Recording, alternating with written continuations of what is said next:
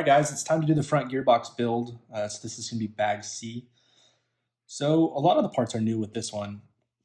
We have a new revised gearbox that's going to come out with the Truggy. I'm not entirely sure on if the kits that are coming out to consumers are going to have these in their own bag or if they're going to be included. But either way, pay attention. If you don't see your gearbox readily accessible, it's probably in a bag that just says goes with bag C or with bag C, and that's going to be where you find your actual bulkhead. If not, it'll just be in the package. So that's going to be slightly different, a little bit beefier design for the Truggy. Make sure that things last a little bit longer. We've got an all-new front shock tower. This shock tower allows you to mount two different bodies, basically. Everybody's seen the E-Truggy and the Nitro Truggy body that are going to be coming with the kit, and those you're going to mount the chassis mounts lower. But I believe, and don't quote me on this, but I don't think that you can use the ET48.3 body, but I believe that you probably can use the NT48.3 body on this one, and that would be the taller body mounts in the front. So that would be like for a more conventional body.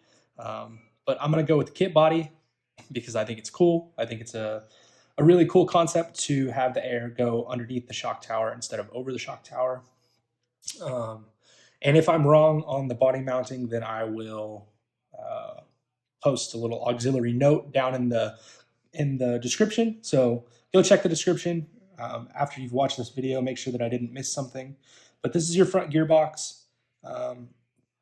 This has all pretty much the parts that you would find with your EB48 2.0 or your NB48 2.0. You've got our new 9-tooth pinion gear for the front gearbox. And everything else is pretty standard. So I'm going to go ahead and start putting this together. As I said before, we're going to take a bunch of pictures and show you all the extra steps and things that I do. And that'll be a part of the blog. So check down in the description for the link to the blog. And we'll make sure you can get all the possible information. So thank you for watching. And we'll be back when this is complete. All right, guys. We have a front bulkhead set up. So this thing is ready to go in the truck. Pretty excited about this new shock tower. There's a bunch of new camber link positions for the Truggy.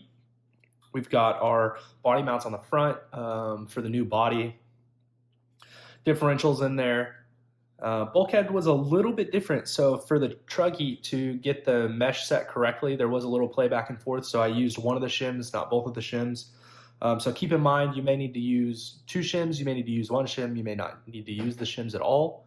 But just keep that in mind when you're building your kit. But the front bulkhead is ready to go. It is put together. It's all smooth, as you would expect with a Tekno kit. And on to bag D we go. And not quite sure what that's going to be so far. Let me turn the page. All right, so bag D is going to be our rear gearbox. So front gearbox is done. Next up is going to be the rear gearbox, and we'll keep it going. Thanks for watching.